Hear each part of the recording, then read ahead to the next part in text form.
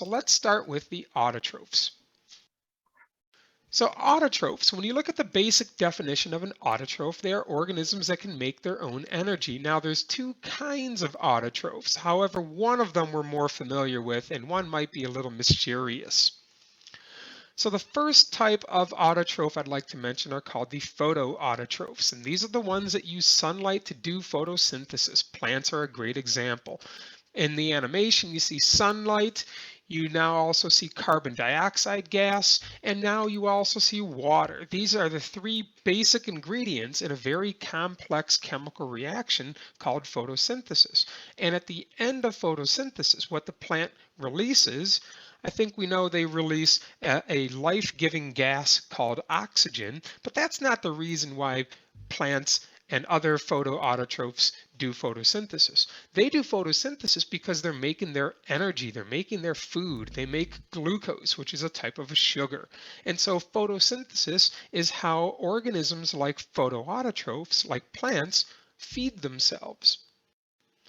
So plants are probably the most obvious example of photoautotrophs, but there are others. There are other organisms that do photosynthesis. Let's not forget there are some bacteria called cyanobacteria that are photosynthetic autotrophs. And there's algae. Algae are photosynthetic autotrophs. In the picture, these are called diatoms or diatoms, however you would like to pronounce them.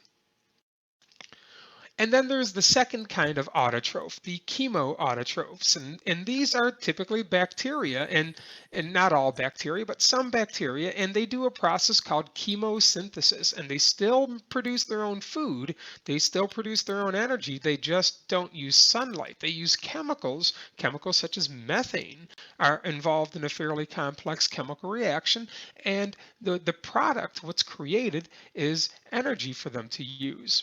So autotrophs, whether they're photoautotrophs or chemoautotrophs, autotrophs are often called producers since they produce the energy of an ecosystem. Here's a food chain, and you can see that the plants at the bottom make energy for the insects, and that energy moves up and up and up and up and up the food chain.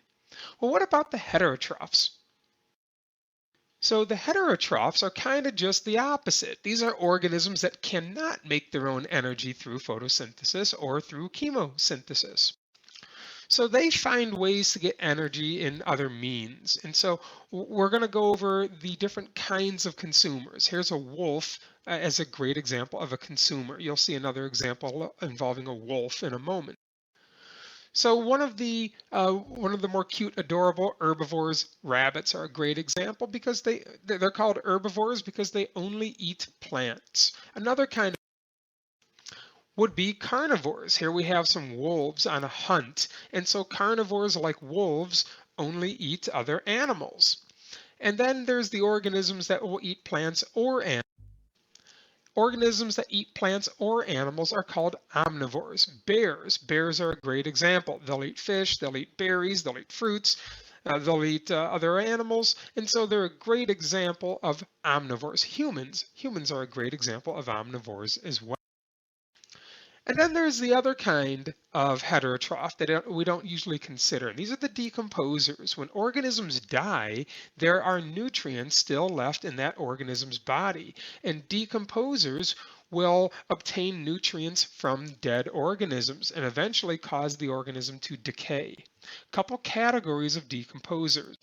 The first are the decomposers called the detritivores. And like the earthworm, the picture of the earthworm, detritivores ingest and feed on nutrients from dead organisms. However, the other category of decomposers are called saprophytes. They don't ingest, they don't have mouths, they don't have a stomach, but they absorb, they release enzymes onto whatever it is they're growing, and then they absorb those nutrients directly into their cells. And these are called saprophytes. Mushrooms and fungus are a great example of saprophytes. So whether the organism feeds directly or indirectly, whether the heterotroph feeds directly on plants or indirectly. For instance, the frog gets its energy indirectly from the plant because the frog would eat the insect, which ate another insect, which ate a plant. So all life, directly or indirectly, relies on autotrophs for energy. So that's it. That's really the end of this video, but please stay tuned. I would like to acknowledge some of the photographers who made some of these images possible. Next, I would like to thank and acknowledge some of the photographers that allowed the use of their images for this video. Without their graphics and their visuals, I don't think.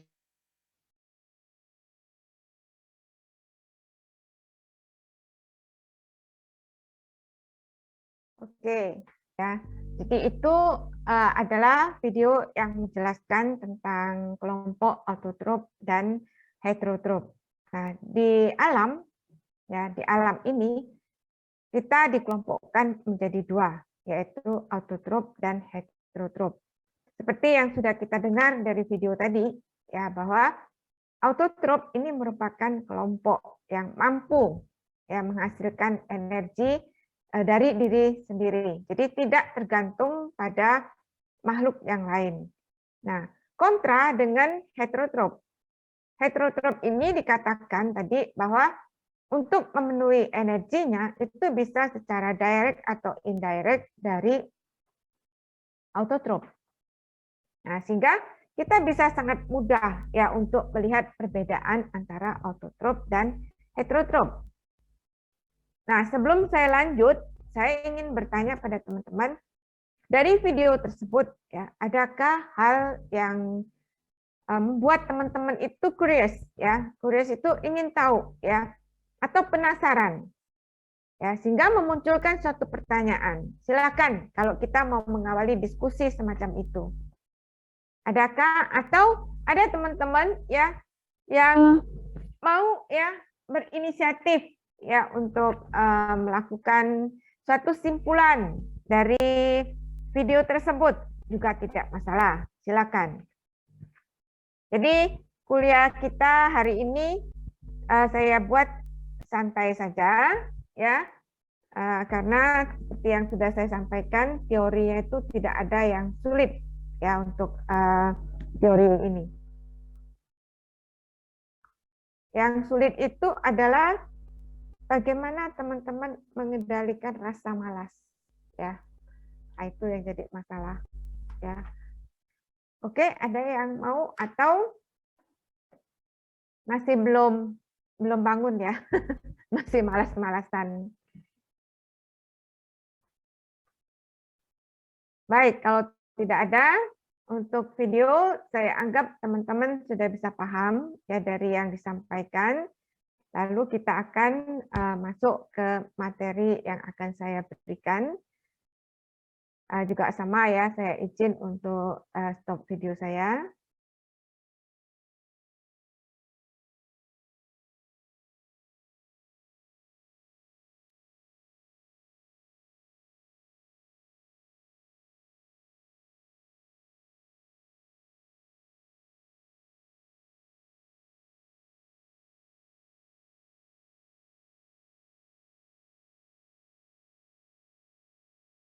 Oke, teman-teman sudah bisa melihat PPT-nya?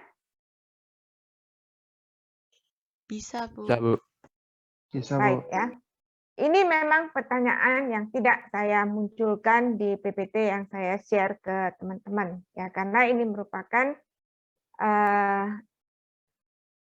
awal untuk masuk ke topik ini, sehingga saya mulai dengan suatu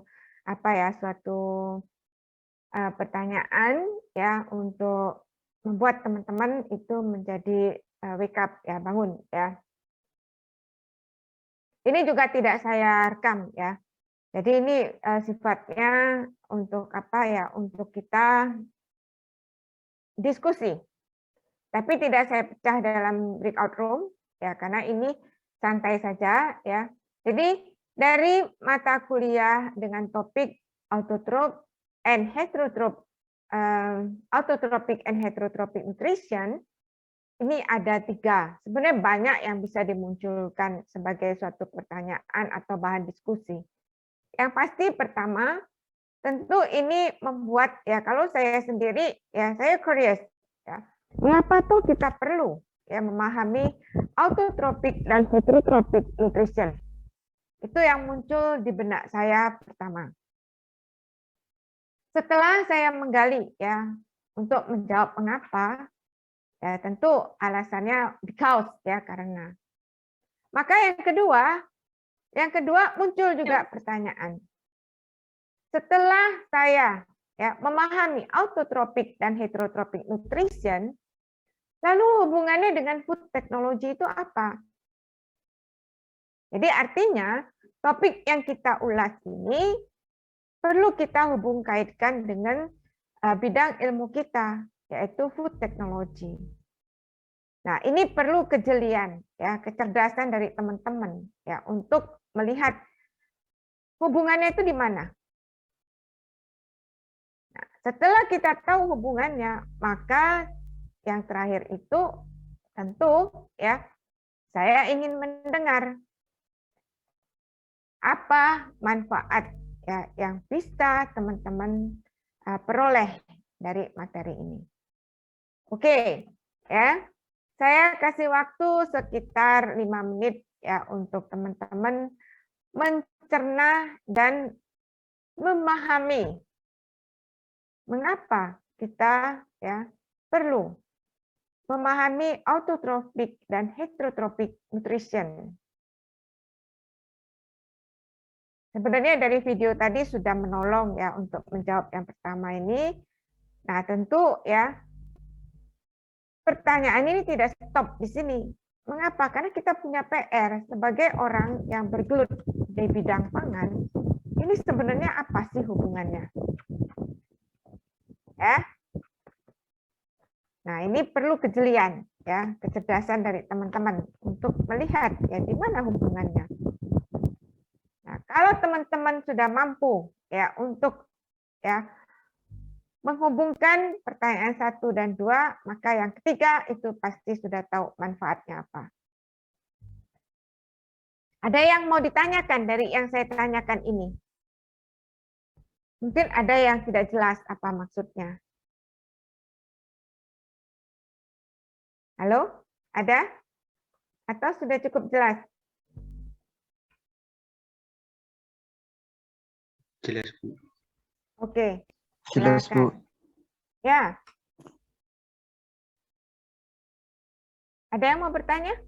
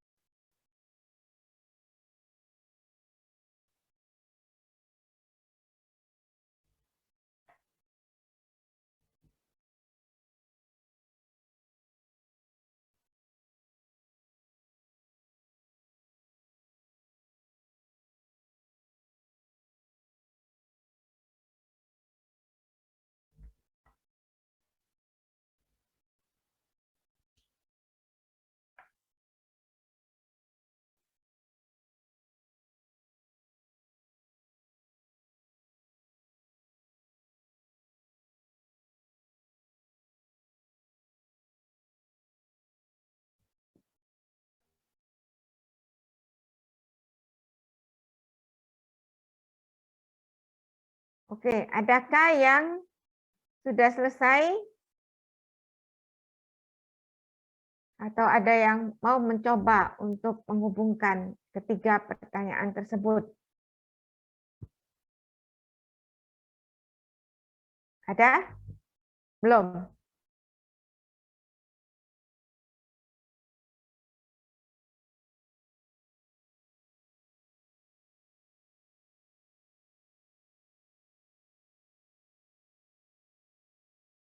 Halo?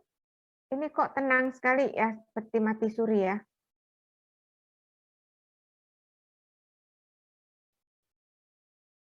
Halo, Bu. Ya, Rio. Bagaimana, Saya Rio? mencoba, Bu. Halo, tes. Ya, Rio mau mencoba. Oke, silakan Iya, Rio. Bu. Suaranya Untuk yang jelas ya. suara Agak saya jauh. kurang jelas, Bu. Oh, halo, tes. Ya, oke, sip. Untuk Rio. nomor 1, mengapa perlu memahami autotrophic dan heterotrophic nutrition? Kalau menurut saya itu supaya kita tahu energi yang kita dapatkan berasal dari mana dan bagaimana cara mendapatkan energi yang banyak tuh bagaimana. Tadi kan dijelaskan dalam video kan ada direct sama indirect obtain energi itu kan, Bu. Jadi kita bisa tahu bahwa yang menghasilkan energi paling banyak itu siapa, dan kalau misalnya kita makan daging atau makan tumbuhan itu tuh kita bisa mendapatkan energi yang banyak itu dari mana. Lalu untuk nomor 2, bagaimana hubungan dengan food technology? Kalau menurut saya, kalau di food technology kan kita kan menggunakan bahan yang berasal dari alam ya, berupa sayur, buah, daging, dan lain-lain. Dari situ kita tahu kalau misalnya kita ingin menyajikan makanan ke konsumen, itu tuh energinya tuh bakal berapa dan apa saja yang dibutuhkan oleh konsumen untuk memenuhi gizi sehari-hari. Lalu nomor 3, menurut Anda apa manfaat materi ini? Manfaat yang didapatkan, kalau menurut saya itu adalah kita dapat mengetahui sumber energi kita sehari-hari dan cara pemenuhan gizi sehari-hari. Kurang lebih seperti itu sih, Bu. Baik, Rio, ya. Saya sangat suka ya dengan penjelasan yang Rio sampaikan ya. Itu penjelasan yang gini ya, menurut saya ya, apa yang Rio sampaikan ya, ini sebenarnya sesuatu yang luar biasa ya. Nah, mengapa saya katakan sesuatu yang luar biasa ya? Sebentar ya, ini kok ada masalah di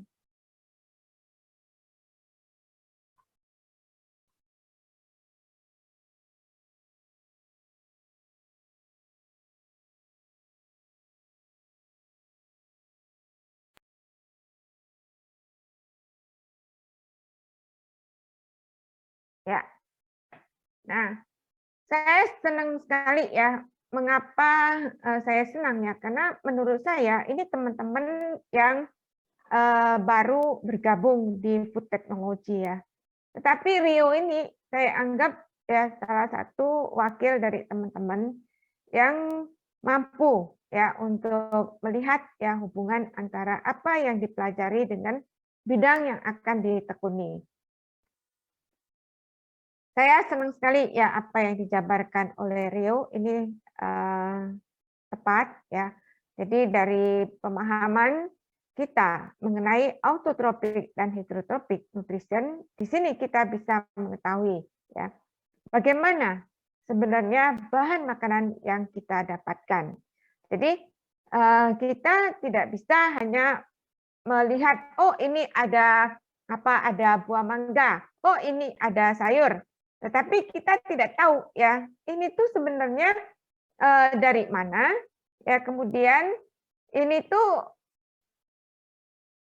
bagi tubuh kita seperti apa, ya. Nah, sehingga dengan kita mengetahui proses yang terjadi, lalu sumber-sumbernya, maka ini membantu kita untuk memahami ketika kita menekuni bidang food technology, seperti itu. Jadi misalnya di food technology ya di bidang teknologi pangan. Memang kalau kita memahami teknologi pangan, ini kan kita mempelajari sesuatu yang setelah dipanen. Ya, jadi artinya post harvest.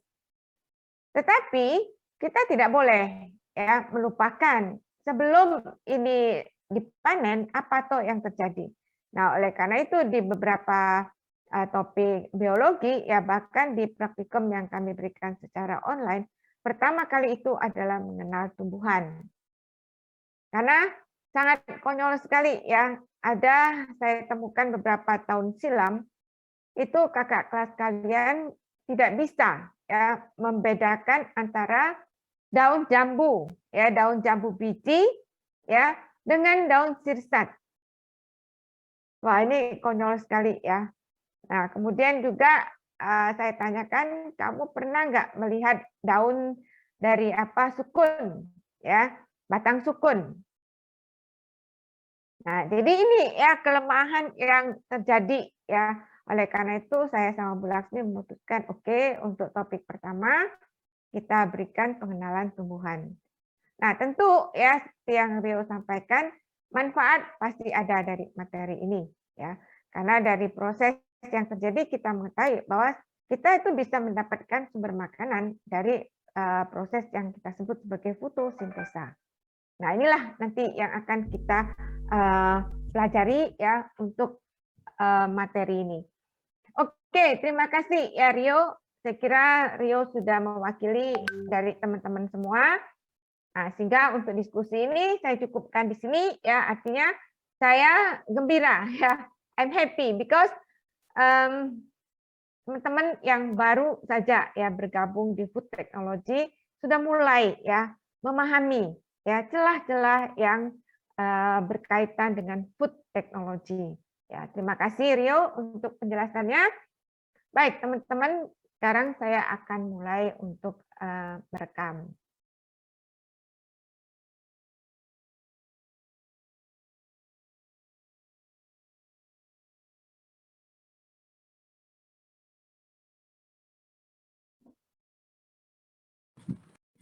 Tapi sebelum saya lanjut, adakah teman-teman yang mempunyai pandangan yang berbeda? Silakan kalau ada. Kalau tidak ada, saya akan langsung masuk ke topik kita. Ada? Atau sudah sepakat dengan yang disampaikan oleh Rio? Sudah sepakat, Bu. Oke. Sepakat, Sip. Bu. Ya, baik ya. Artinya teman-teman menyimak ya, mendengarkan. Baik, terima kasih untuk semuanya. Baik, ya saya akan mulai dengan slide ketiga.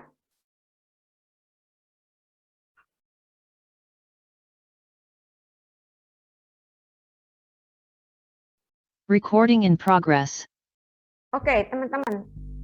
Setelah kita tadi ya mendengar video tentang perbedaan antara autotrofik dan heterotropik ya, maka kita lanjut tadi dengan diskusi ya untuk mengetahui ya sedalam apa teman-teman ya memahami tentang topik yang akan kita ulas ya pagi ini dengan bidang yang teman-teman tekuni yaitu food technology. Terima kasih ya untuk diskusi yang sudah terjadi tadi ya. Sekarang kita akan masuk ke topik yang akan saya sampaikan pada pagi hari ini. Saya langsung saja pada pengelompokan bagaimana makhluk hidup ini menggunakan sumber energi. Jadi kalau kita lihat di sini, teman-teman harus bisa membedakan antara nutrients dan nutrition. Jadi nutrition ini adalah prosesnya. Jadi jangan keliru ya teman-teman, karena ini biasanya juga akan saya tanyakan ketika ujian kesadaran. Apa perbedaan antara nutrition dan nutrien? Jadi nutrition di sini adalah suatu proses. Jadi kata kuncinya itu ada pada proses ya. Jadi proses bagaimana ya nutrien ini digunakan ya oleh makhluk hidup. Itu. Sedangkan nutrien ini adalah zat gizinya. Nah, berdasarkan cara makhluk hidup memanfaatkan energi atau nutrien, maka dikelompokkan menjadi dua, yaitu autotrofik dan heterotropik. Auto dari katanya auto, artinya mampu untuk ya memberi makan pada dirinya sendiri. Sedangkan hetero tadi dikatakan bisa ya secara langsung ataupun tidak langsung memanfaatkan energi dari autotrof. Maka heterotrof ini dikelompokkan menjadi holozoik, saprofitik, dan parasitik. Inilah ya gambaran materi yang akan disampaikan pada pagi hari ini. Lalu yang berikutnya,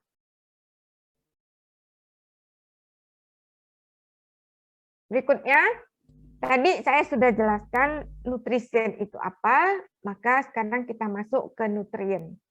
Jadi nutrien ini yang merupakan komponen dari makanan, bisa ya berupa karbohidrat, lemak, protein, vitamin, mineral, dan ini digunakan ya untuk kehidupan makhluk hidup.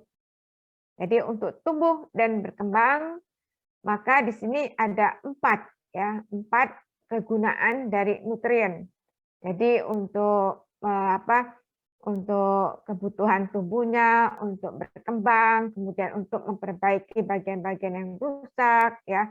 Lalu juga untuk menyediakan energi yang digunakan dalam berbagai proses.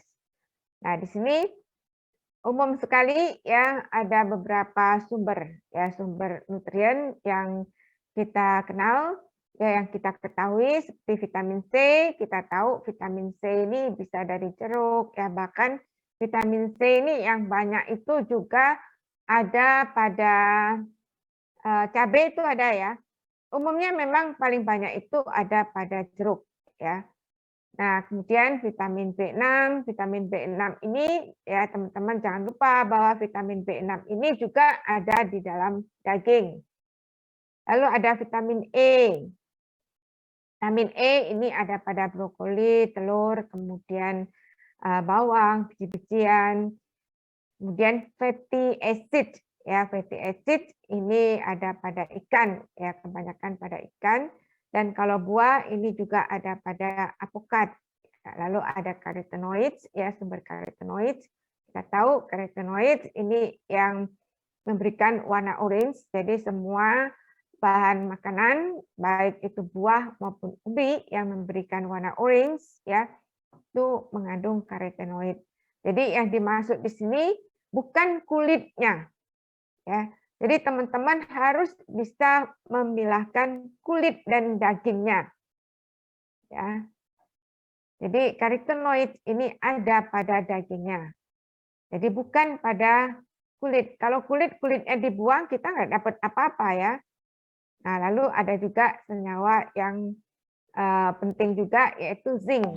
Zinc ini banyak pada daging merah, kemudian ikan salmon, ya, dan juga pada biji-bijian.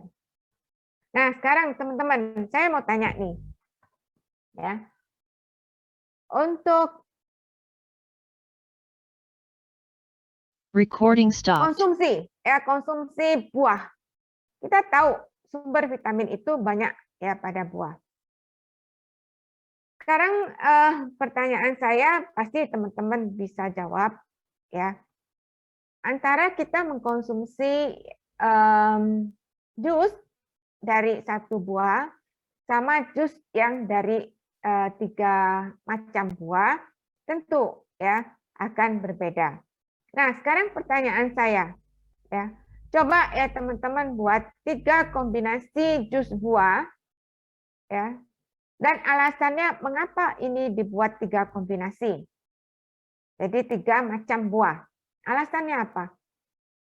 Jadi tentu 1:3 lebih baik 3. Tapi alasannya apa? Silakan siapa yang mau menjawab?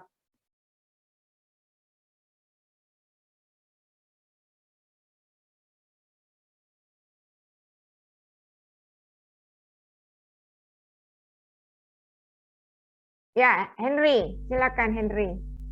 Saya mau coba jawab, Bu. Kalau menurut saya tuh Ya. lebih baik digabungkan karena kalau hanya jeruk tuh kalau saya tuh tubuh tuh hanya bisa kayak menyerap vitamin C itu ada batasnya gitu, Bu. Jadi kalau dicampur kayak lebih baik aja gitu.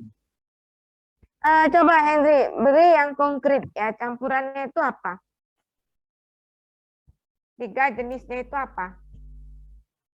Karena ini mau saya hubungkan dengan tadi penjelasan saya yang berkaitan dengan warna. Coba Hen. Contohnya apa? Jeruk sama apa? Sama apa? Jeruk, wortel, sama alpukat mungkin, Bu.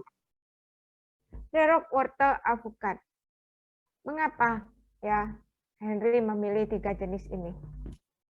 Karena pada jeruk ada vitamin C, lalu pada alpukat ada fatty acid, lalu pada wortel ada karotenoid. Oke, ya. Excellent jawabannya. Jadi teman-teman ya, mengapa ini saya tanyakan dan saya kejar ya Henry, kamu kasih contoh ya. Ini contoh yang baik ya. Terima kasih Henry.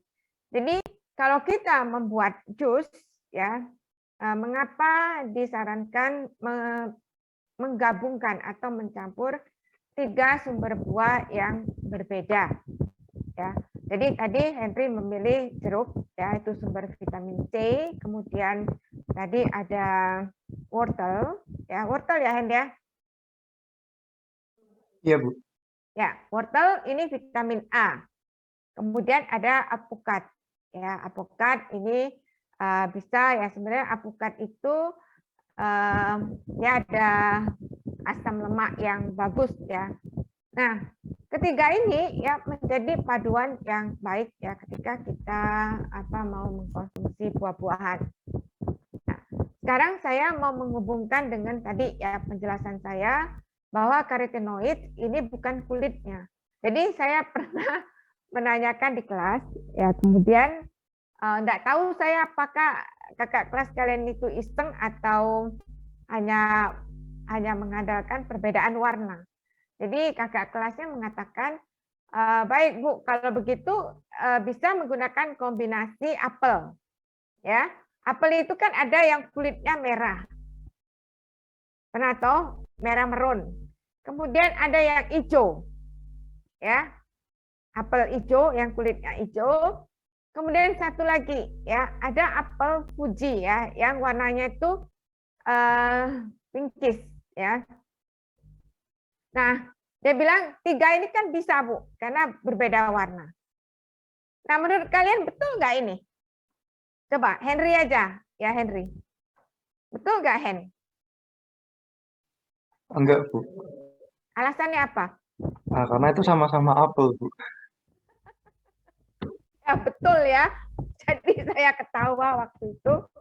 Saya bilang kalau dari warnanya betul berbeda. Tetapi kalau ini sudah dibuang, kan itu nggak ada bedanya, saya bilang ya. Jadi vitaminnya juga sama. Nah, maka di sini ya yang perlu saya jelaskan ketika kita bicara tentang perbedaan warna, warna yang dimaksud di sini adalah warna daging buahnya. Ya. Oke, saya kira paham ya untuk penjelasan saya ini. Oke, lanjut. Bentar, ini kok nggak keluar ininya.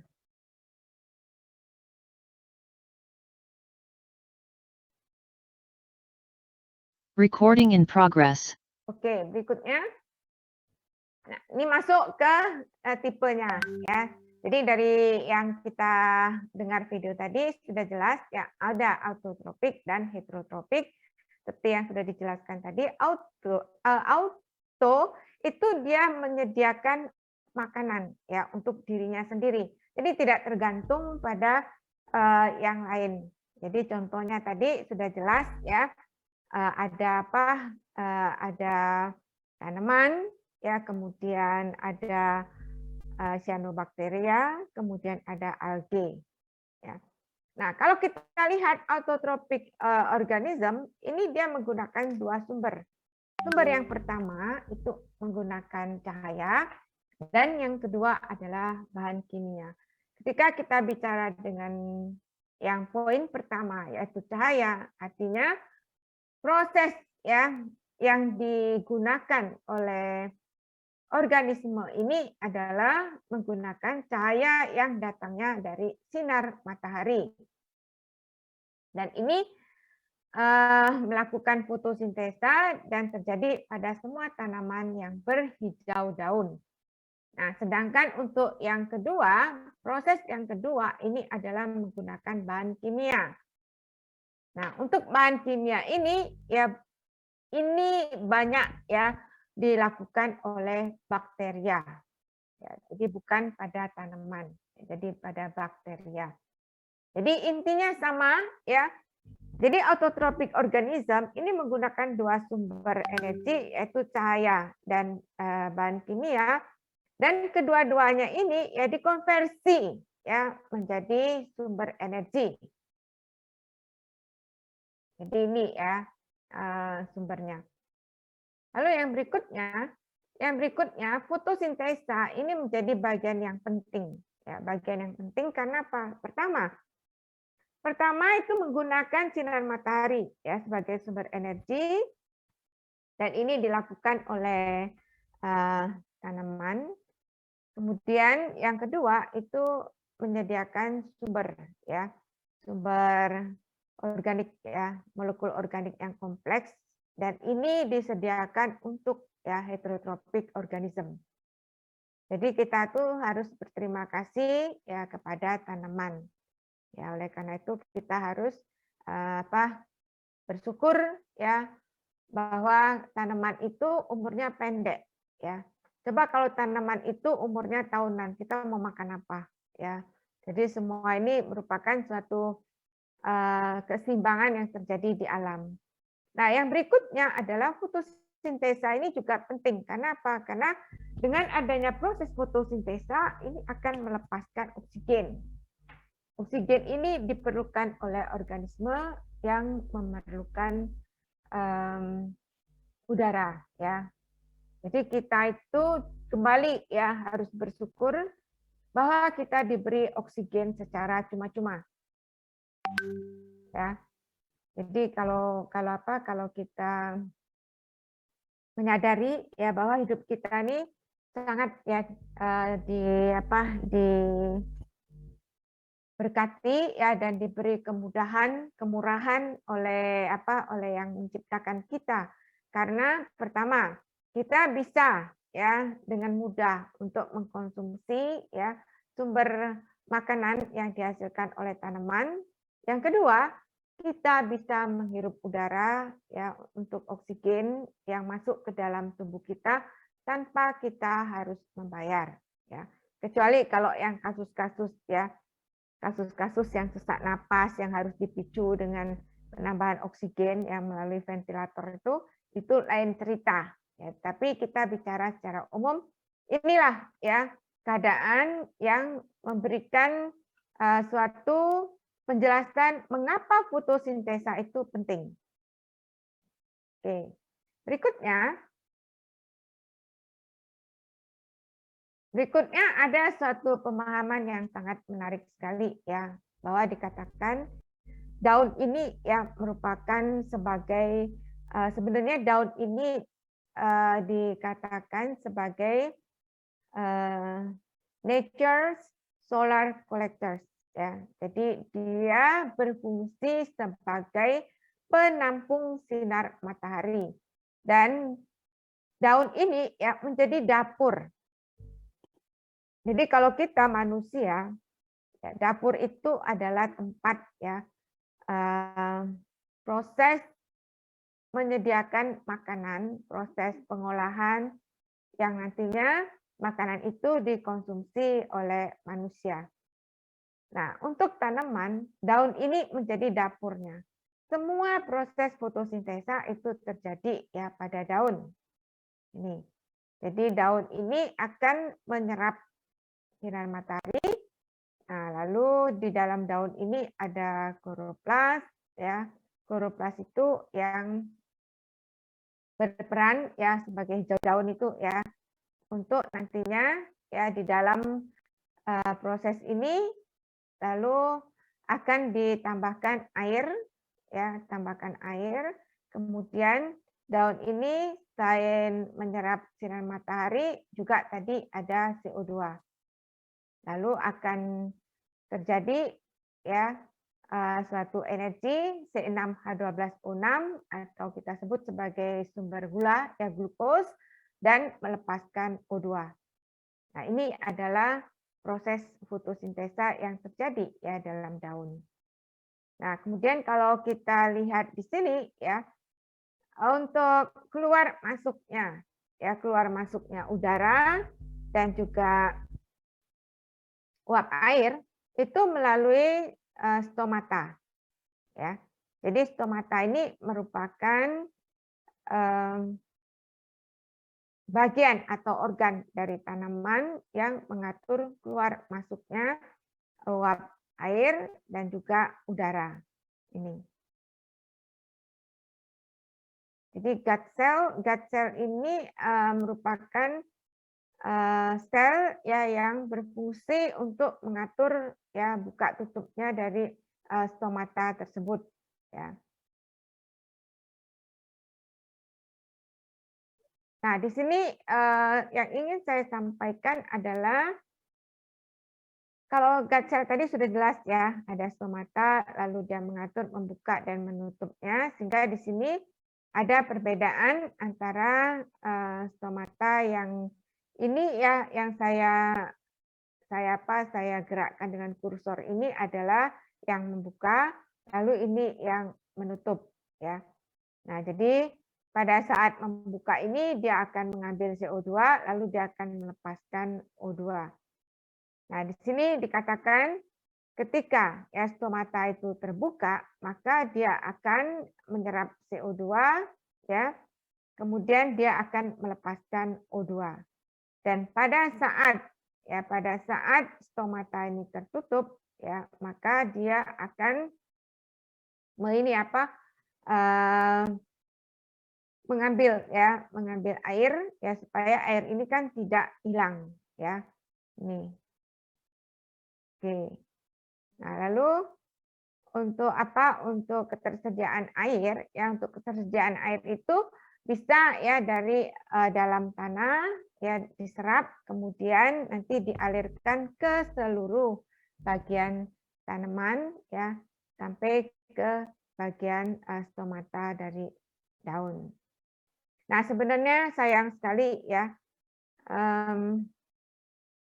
untuk praktikum ini sebenarnya ada satu topik ya, bagaimana cara kita mengamati stomata.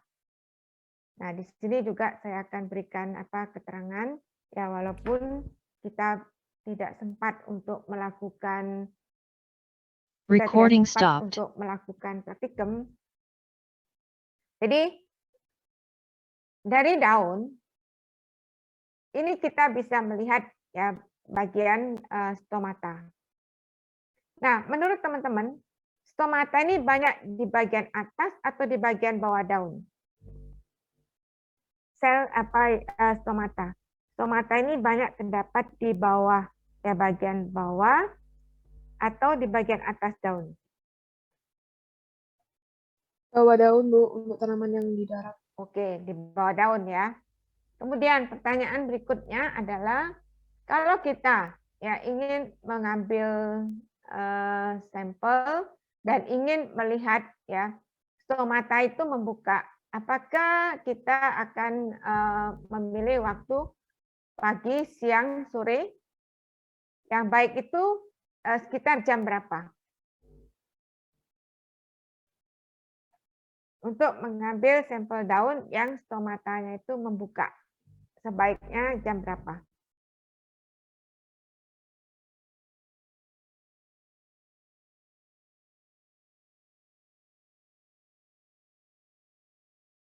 Kira-kira jam berapa?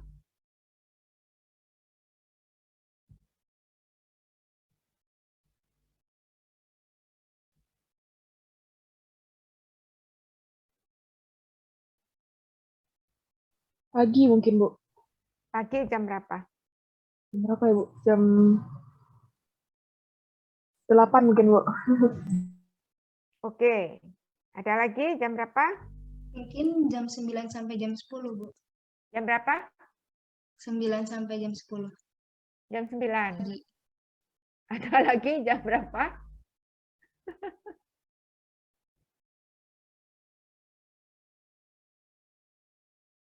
Jadi sebenarnya pengambilan sampel yang baik ya untuk mengetahui stomata itu sedang bagus-bagusnya terbuka itu antara jam ya sekitar jam 9 sampai jam 10. Itu sampling yang paling bagus ya. Itu.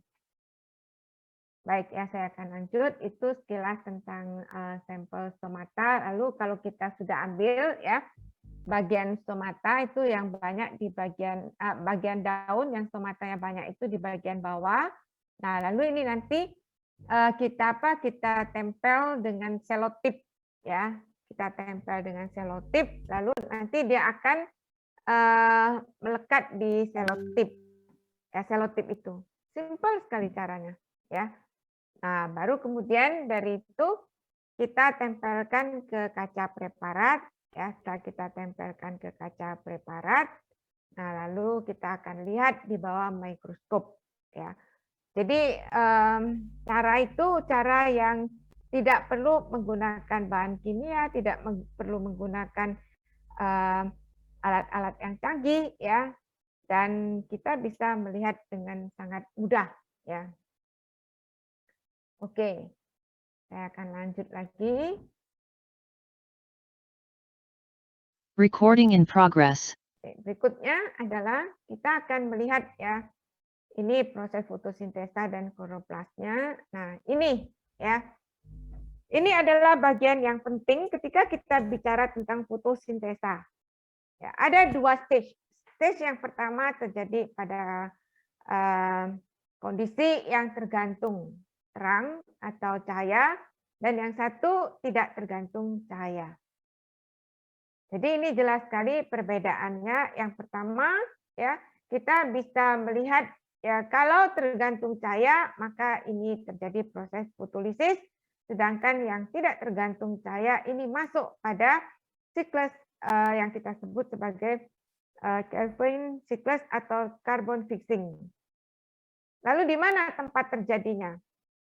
Untuk yang tergantung pada cahaya terjadi di grana. Sedangkan yang tidak tergantung pada cahaya itu terjadi pada stroma. Nah, maka kalau teman-teman lihat di sini, ya, nah di grana ini, jadi untuk hijau daun, ya itu kan ada sel yang disebut sebagai kloroplas, ya. Nah, di dalam kloroplas ini ada bagian yang disebut sebagai grana dan stroma. Nah, untuk bagian grana ini adalah bagian yang kalau dibuat sketsanya seperti ini, tapi kayaknya di gambar saya ini ada ya. Kecil sekali.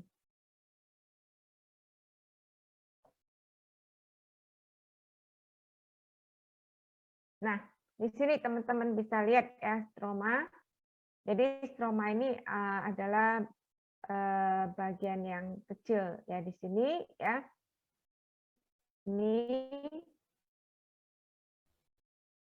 Ini sebenarnya ada ya fotosintesa, tapi kecil sekali gambarnya ya. Nah ini ya. Jadi stroma, lalu grana itu bagian dalam ya. Nih.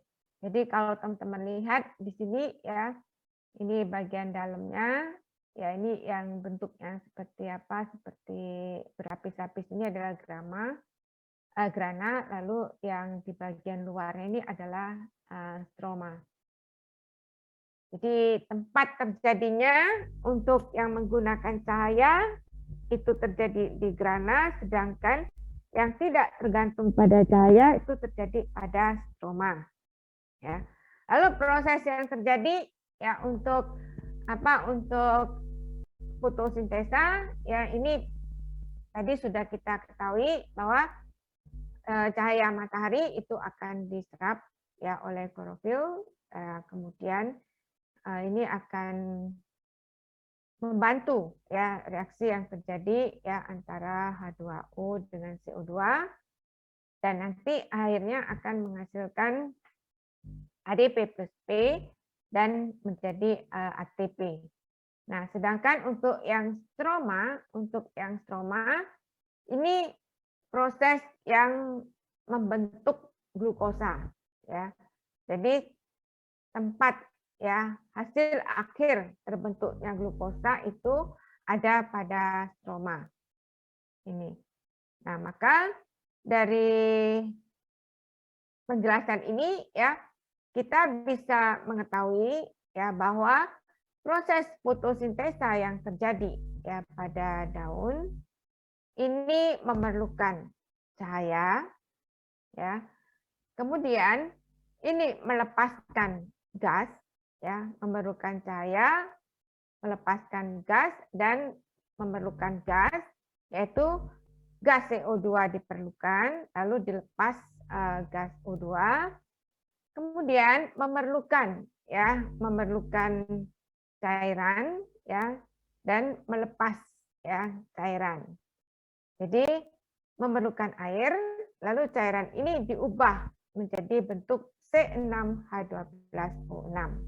Jadi inilah ya proses yang terjadi ya pada fotosintesa. Jadi untuk fotosintesa yang menggunakan cahaya ya ini membentuk ya ATP, lalu ATP ini nanti digunakan ya sebagai sumber energi dan ini dalam bentuk glukosa.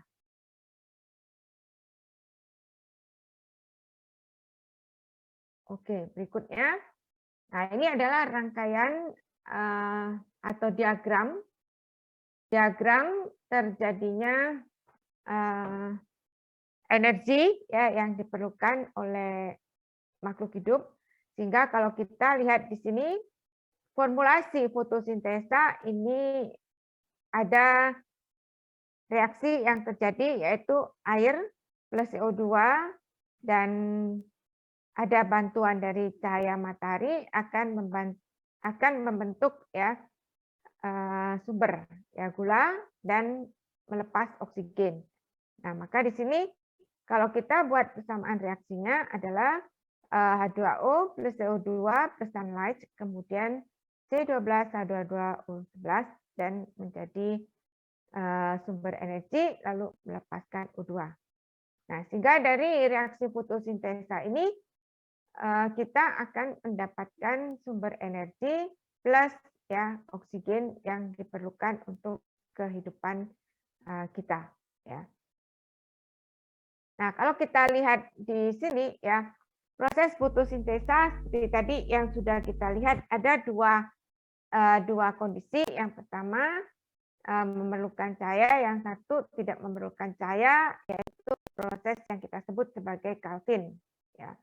Nah, Calvin ini atau siklus Calvin terjadi ya pada stroma, sedangkan untuk yang cahaya ini untuk energi yang dari matahari, inilah nanti yang akan menghasilkan ATP, NADPH plus O2, lalu yang terjadi pada thylakoid membranes dan stroma ini ada di dalam kloroplas ya. Nah, sedangkan untuk siklus Calvin ini menggunakan menggunakan ATP dan NADPH untuk menghasilkan sumber energi dalam bentuk glukos ya. Nih. Jadi ini adalah seluruh ya proses fotosintesa yang terjadi. Yang berikutnya adalah faktor-faktor apa saja ya, yang menyebabkan proses fotosintesa ini bisa terhambat. Jadi ini adalah faktor yang mempengaruhi fotosintesa ini bisa sukses atau terhambat. Yang pasti kita tahu bahwa proses fotosintesa itu kan ada yang memerlukan cahaya. Nah, maka cahaya ini bisa menjadi faktor penghambat. Ya, jadi kalau cahaya tidak ada, maka proses fotosintesa itu akan terhambat ya. Karena apa? Karena kalau kita lihat untuk fotosintesa ini daun memerlukan cahaya matahari. Nah, ketika tidak memerlukan cahaya, itu berarti terjadinya sudah untuk menghasilkan glukosanya. Kemudian air, pasti ya memerlukan air dan juga CO2 dan temperatur. Ya. Nah, mengapa temperatur di sini penting? Ya, karena temperatur ini akan berperan di dalam proses ya fotosintesa, terutamanya untuk peran dari enzim. Ya, jadi temperatur seperti yang sudah disampaikan minggu lalu berkaitan dengan enzim, bahwa enzim ini ya akan bekerja optimal pada temperatur sekitar 37, 40 atau 45 mentok-mentoknya. Jadi kalau temperatur terlalu tinggi atau terlalu rendah, maka akan menyebabkan enzim itu akan mengalami kerusakan, ya seperti itu. Nah, kemudian untuk faktor limit ya faktor pembatas yang lain itu adalah mineral-mineral tanah ya dan juga ya magnesium ya, karena magnesium ini diperlukan untuk molekul klorofil. Ya, jadi jangan lupa ya bahwa klorofil ini memerlukan magnesium. Nih. Jadi ini adalah faktor-faktor yang menghambat ya, yang dapat menghambat atau mempengaruhi proses fotosintesa. Oke, teman-teman, berikutnya saya akan masuk kepada pigmen ya yang berpengaruh pada pada proses fotosintesa, dan kita tahu ya bahwa yang berperan itu adalah klorofil. Ya, jadi klorofil ini berperan ya untuk menentukan ya warna dari daun ya. Nah, di sini selain warna hijau, ya ada juga sayuran yang berwarna ungu. Jadi warna ungu di sini disebabkan karena antosianin. Dan kita ketahui bahwa antosianin ini sangat sensitif terhadap pH. Jadi ada 3 kondisi ya, yang bisa kita ketahui di sini. Ketika pH ini rendah, maka antosianin ini akan ya berubah warna menjadi merah. Ketika pH itu menjadi alkalin, maka warna antosianin akan menjadi ungu. Nah, maka antosianin ini akan berwarna netral ya, akan berwarna keungu-unguan ya, ketika pH-nya ada pada netral. Nah, sehingga di sini untuk antosianin ini ada 6 kelompok antosianin yang sangat dipengaruhi juga oleh serapan cahaya ya. Jadi kita ketahui untuk warnanya di sini ada warna oranye ya sampai ke biru-biruan. Nah, lalu di sini untuk warna merah ya, warna merah yang benar-benar merah tanpa ada semu-semu oranyenya, ini ada pada delfinidin ya dan petunidin. Lalu yang kebiru-biruan itu adalah malvidin ya, malvidin. Lalu yang oranye itu pelargonidin ya. Jadi kalau kita lihat dari dari spektrum ya cahaya ini, kita bisa melihat bahwa kalau yang kita soroti itu adalah klorofil, ya maka klorofil ini di spektrum warna ini ya ada yang berwarna biru ya sampai ungu, dan ada yang berwarna hijau. Nah, lalu karotenoid ini yang memberikan warna oranye. Ya, lalu antosianin ini yang memberikan warna merah keungu-unguan. Nah, antosianin ini banyak terdapat pada buah-buah apa? Antosianin. Yang banyak ya mengandung antosianin itu buah apa?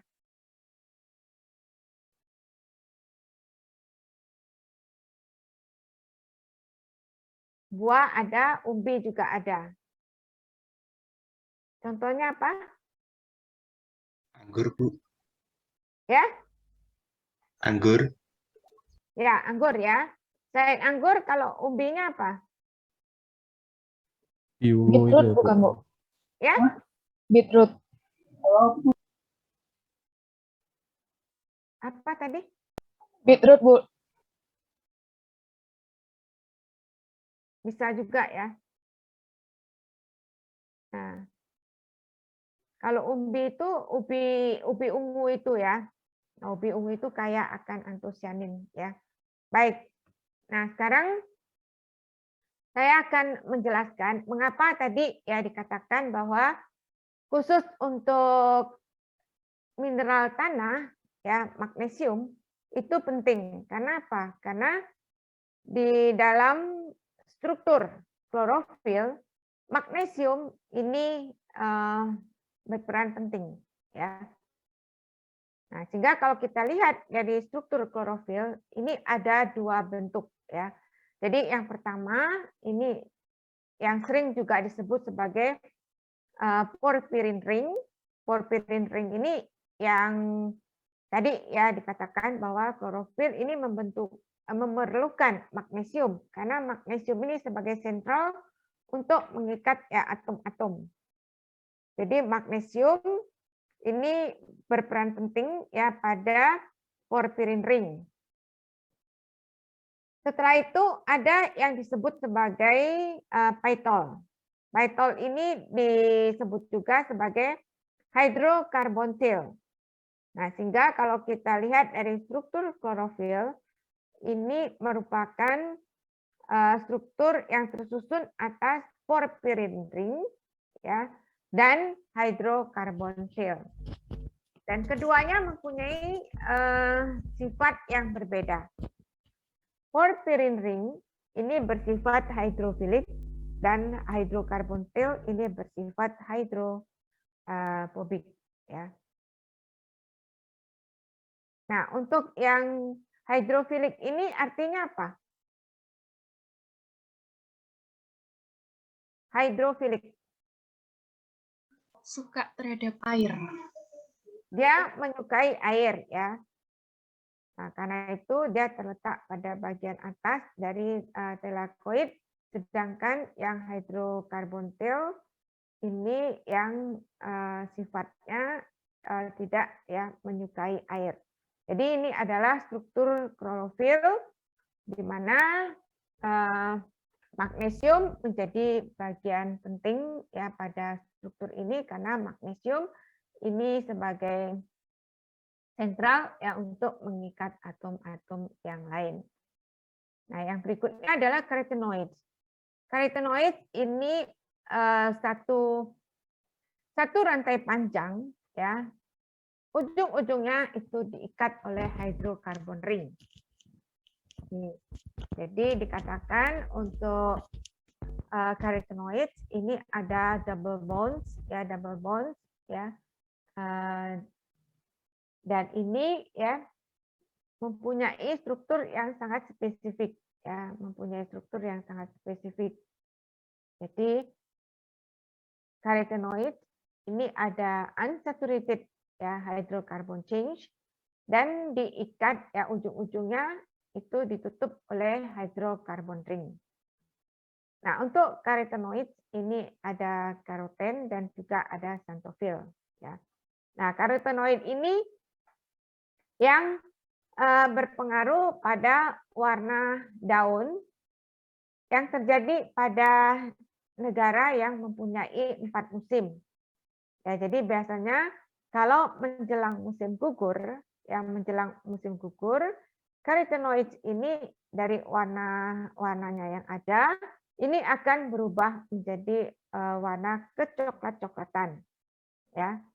Jadi untuk negara yang musim gugur, jadi kalau di musim gugur kita lihat ya di foto-fotonya itu ya. Itu kita lihat ya daun-daun itu sudah mulai berwarna coklat dan nanti dia akan gugur. Jadi itu dapat tanda masuk pada musim gugur. Ya, dari situ nanti akan masuk musim panas, keluar tunas-tunas ya. Nah, jadi polanya semacam itu. Kalau di tempat kita biasanya kita di musim kemarau. Jadi kalau sudah mau masuk musim kemarau, biasanya daun-daun itu mulai ya berubah warna dan akhirnya gugur juga ya, rontok ya. Oke, ini ada beberapa contoh ya senyawa pigmen alami dan sifatnya. Jadi ada antosianin, kemudian ada flavonoid, kemudian tanin, betaline, kemudian ada klorofil ya.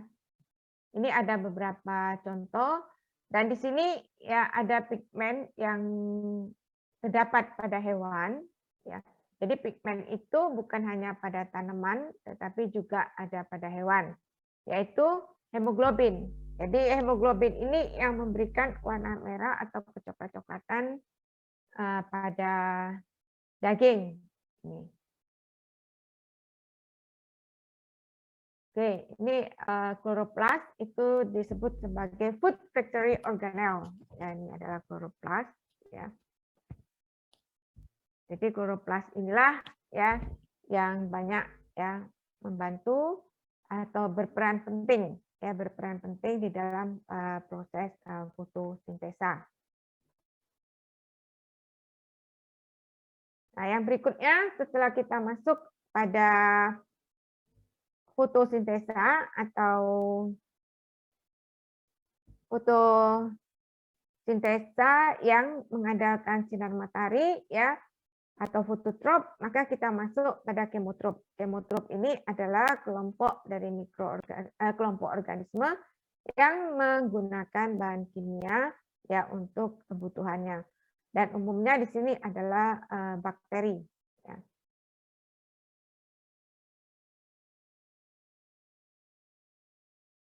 Oke, yang ini sudah tadi ya sudah kita sebut ya. Contoh dari apa autotrop itu ada cyanobacterium, kemudian ada algae. Ya. Oke, sekarang sebelum masuk pada heterotrop, ya adakah yang mau ditanyakan? Recording stopped. Ada yang mau ditanyakan? Halo? Belum ada, Bu. Belum, Bu. Baik, terima kasih ya.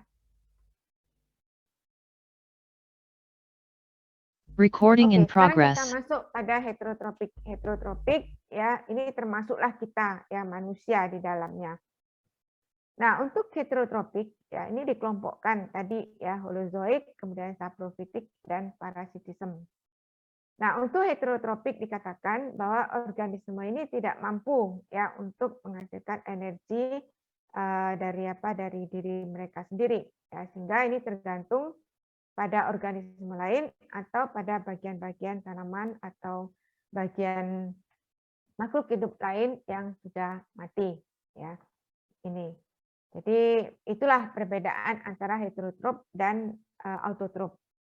Nah, untuk holozoic nutrition ini contohnya adalah kita ya, human, animals, and insectivorous plants. Insectivorous plants ini contohnya adalah kantong semar. Jadi ini adalah tanaman-tanaman yang makanannya itu adalah serangga. Ya, ini. Jadi untuk holozoic nutrition ya ini menggunakan ya bahan makanan dengan cara itu melalui proses yang disebut sebagai digestive. Jadi melalui proses pengolahan di pencernaan ya. Jadi ya seperti kita ya. Jadi makanan masuk ya ke dalam mulut kita, kemudian dari mulut masuk ke kerongkongan, kemudian masuk ke lambung, lalu di lambung ini akan dihancurkan, didigest menjadi bagian-bagian sederhana, lalu akan diserap ya oleh jonjok-jonjok halus usus, lalu diedarkan ke seluruh bagian tubuh dan sisanya itu akan dibuang.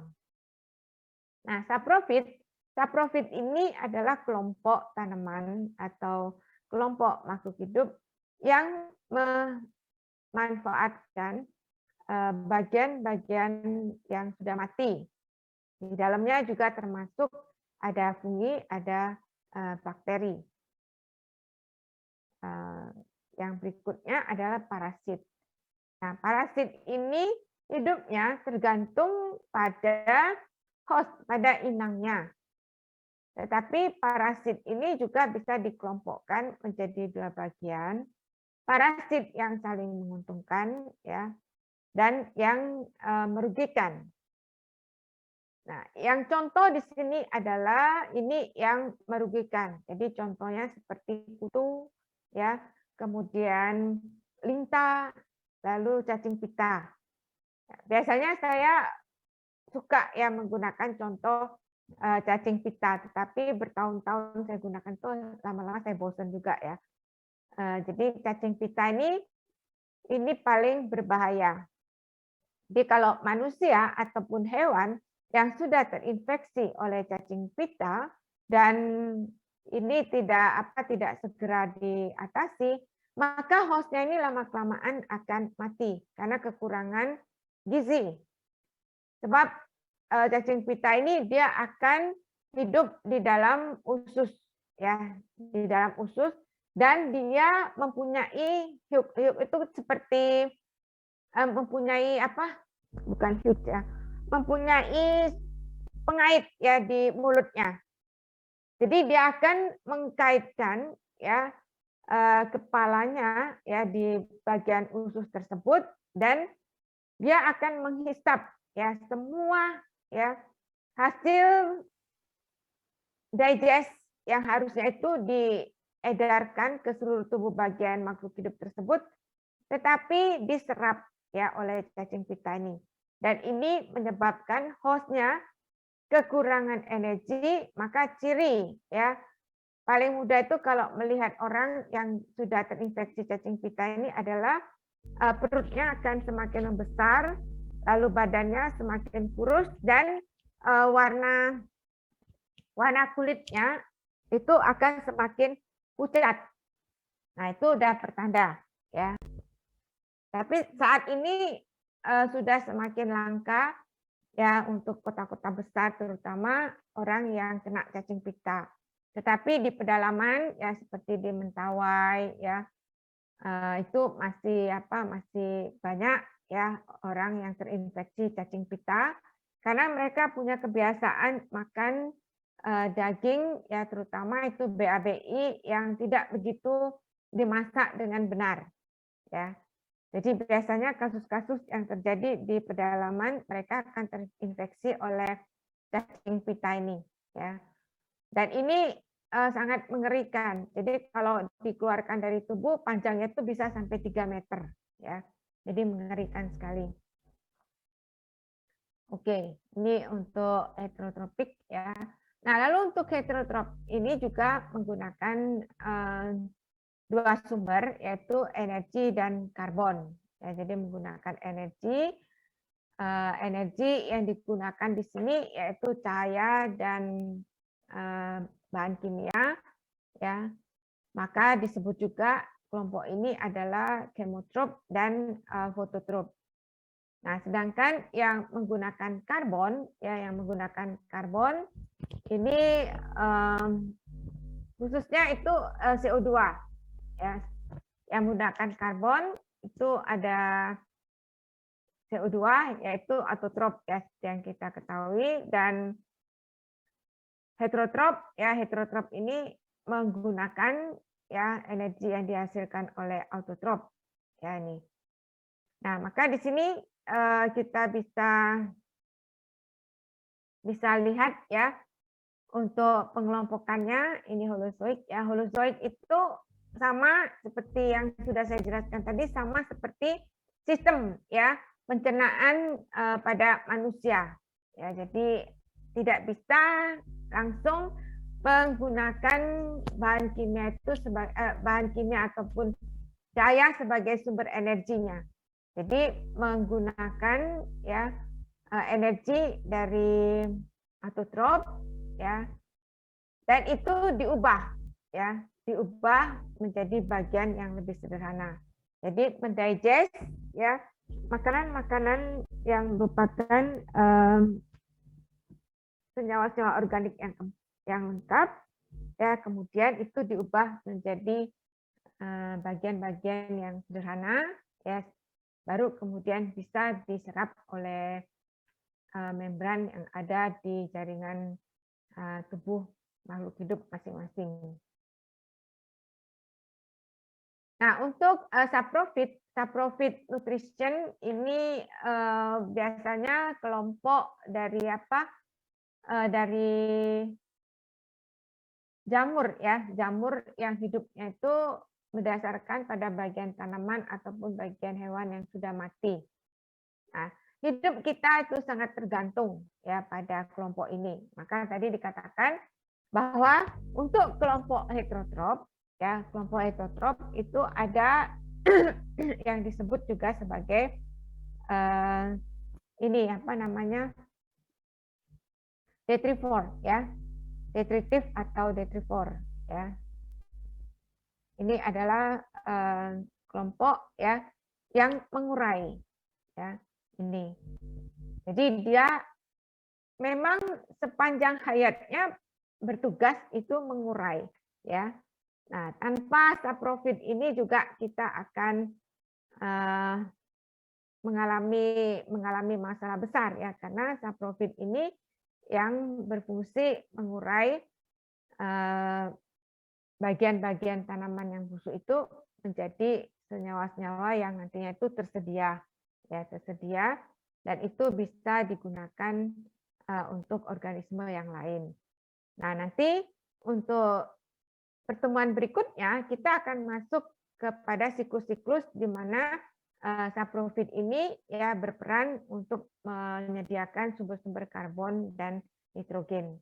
Nah, maka kalau kita lihat di sini bagaimana cara kerja kelompok dari saprofit ini adalah mereka akan mengurai ya senyawa-senyawa organik yang kompleks dan ini menggunakan enzim ya yang dikeluarkan oleh saprofit menjadi senyawa-senyawa yang tersedia ya yang bisa langsung dimanfaatkan oleh organisme yang lain. Jadi contohnya itu seperti ini ya. Jadi jamur-jamur ya atau ya jamur ya yang tumbuh ya pada bagian-bagian tanaman ya kayu yang sudah busuk ya atau daun-daun yang humus dan lain sebagainya. Nah, yang berikutnya adalah simbiosis. Ya, simbiosis ini yang dikatakan tadi ya bisa dalam bentuk parasit ya atau mutualisme. Jadi saling menguntungkan atau merugikan. Jadi kalau kita lihat ya simbiosis ini mutualisme ya ini artinya saling bekerja sama ya menguntungkan satu sama lain. Misalnya kerjasama antara serangga dengan tanaman, ya proses penyerbukan. Nah begitu juga misalnya hewan-hewan ya dengan burung ya. Jadi kita sering lihat ya misalnya kerbau itu kan ada banyak kutu-kutu ya di badannya. Nah itu biasanya akan didatangi oleh burung-burung dan burung-burung ini yang akan makan kutu-kutunya. Jadi ini menguntungkan ya. Nah, selain itu juga ya ada yang kita lihat misalnya seperti apa tuh namanya hermit crab ya. Jadi dia menggunakan cangkang dari makhluk lain untuk ya rumahnya ya. Nah, itu juga ya merupakan contoh ya yang saling menguntungkan ya. Jadi untuk apa? Untuk simbiosis ya, ini ada mutualisme dan komensalisme. Ini tidak ada yang berbahaya ya. Jadi mutualisme ini merupakan relasi antara dua organisme yang yang menguntungkan di antara keduanya ya. Nah, kalau misalnya seperti apa komensalisme ya, komensalisme ini juga ya hubungan antara dua makhluk hidup di mana yang satu itu lebih diuntungkan ya daripada yang lainnya.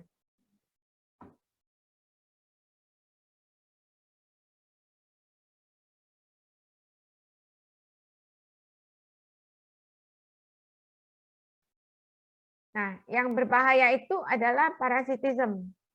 Ya. Parasitisme ini berbahaya karena apa? Karena dia dapat menyebabkan hostnya itu sampai mati, ya.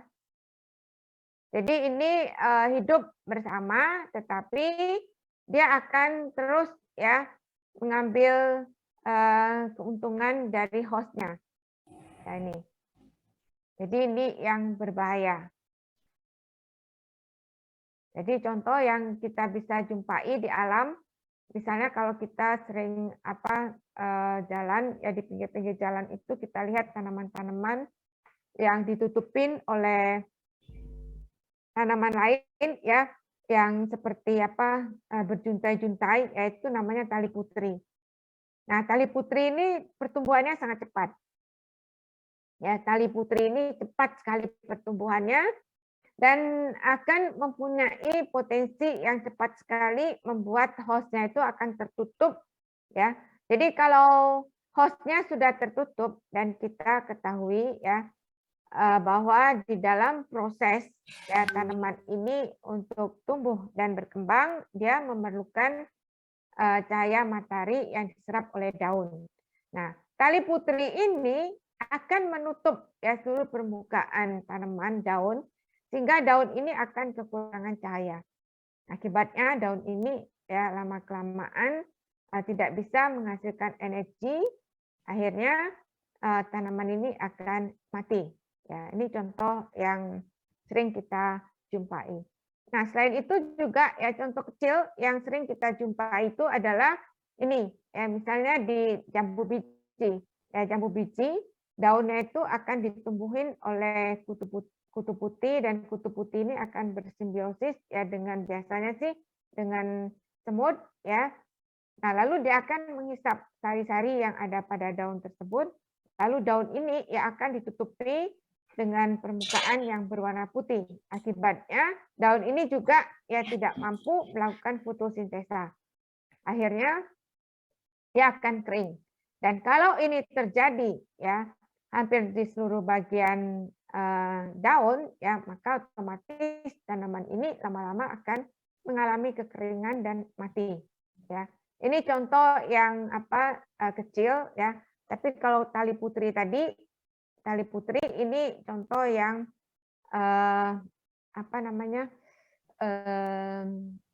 ekosistemnya lebih besar. Ya, ini. Oke, sampai sini ada pertanyaan?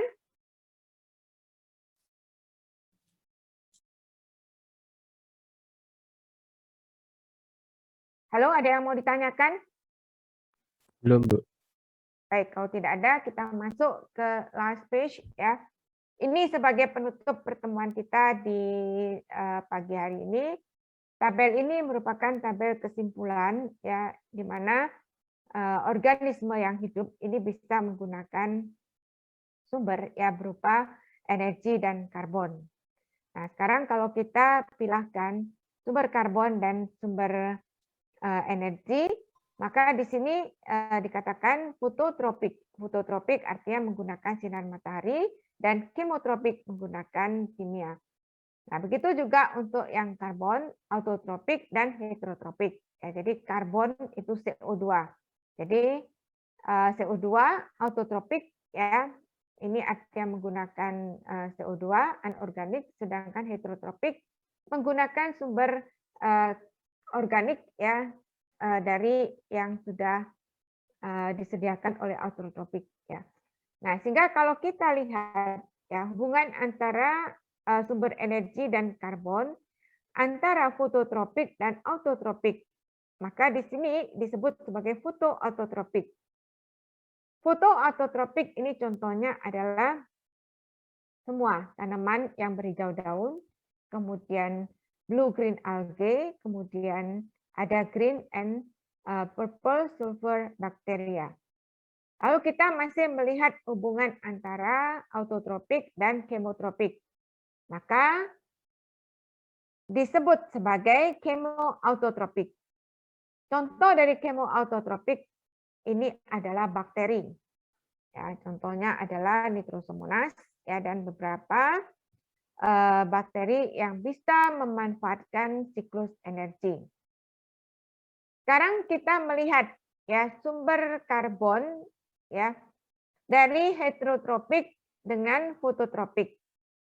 Maka kelompok ini disebut sebagai fotoheterotropik.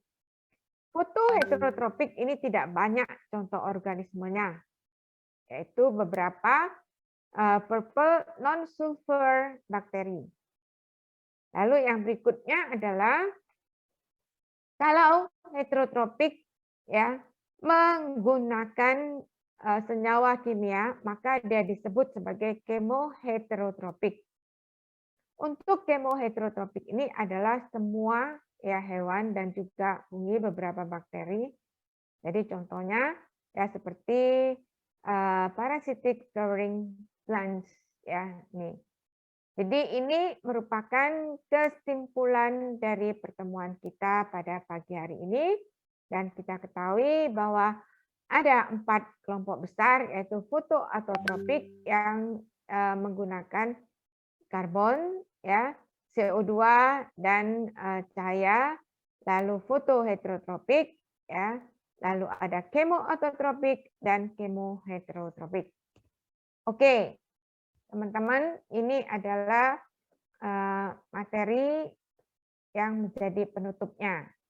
Terima kasih, ya. Silakan Recording kalau ada stopped. yang mau ditanyakan.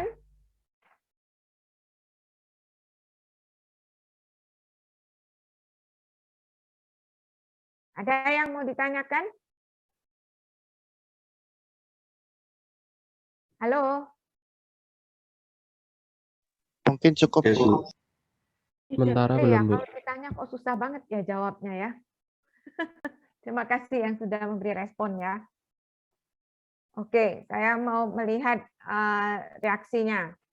Ya, seberapa banyak yang memberikan reaksi yang jempol, artinya paham. Ya, saya mau lihat.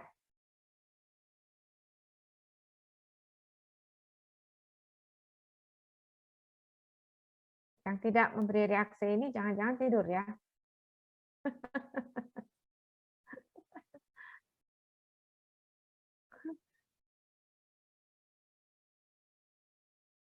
Michael, ini kucingmu kok kerukupan terus ya? Iya, Bu. Saya lihat tadi kucingnya Bayu ya, cute banget ya, keren ya pakai kacamata. Lalu kucing Jessica ini kayak kaget ya mencium sesuatu dia ya. Lalu tadi ada juga kucing siapa ya? Bagus ya kucingnya ya. Oke, teman-teman, terima kasih ya untuk jempolnya ya. Saya harap teman-teman benar ya bisa memahami apa yang sudah saya sampaikan ini. Jadi kuncinya itu ada di kesimpulan yang terakhir tadi ya. Ada 4 ya, dan itu ada contoh-contohnya. Oke, teman-teman semua, kalau tidak ada yang mau ditanyakan dan teman-teman sudah paham, maka pertemuan kita pada pagi hari ini ya kita tutup sampai di sini. Untuk kuliah yang akan datang kita kembali ke asal. Ya, ini hanya kemarin kejadian saja ya. Karena untuk ke imigrasi itu kan tidak bisa kita datang anytime.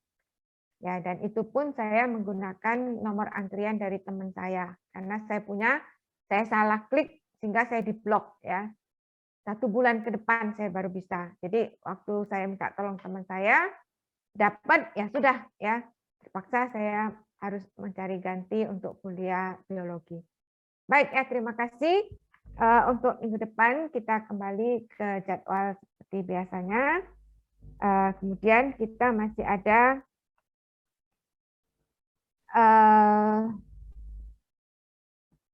pertemuan kita yang terakhir itu tanggal 3 ya.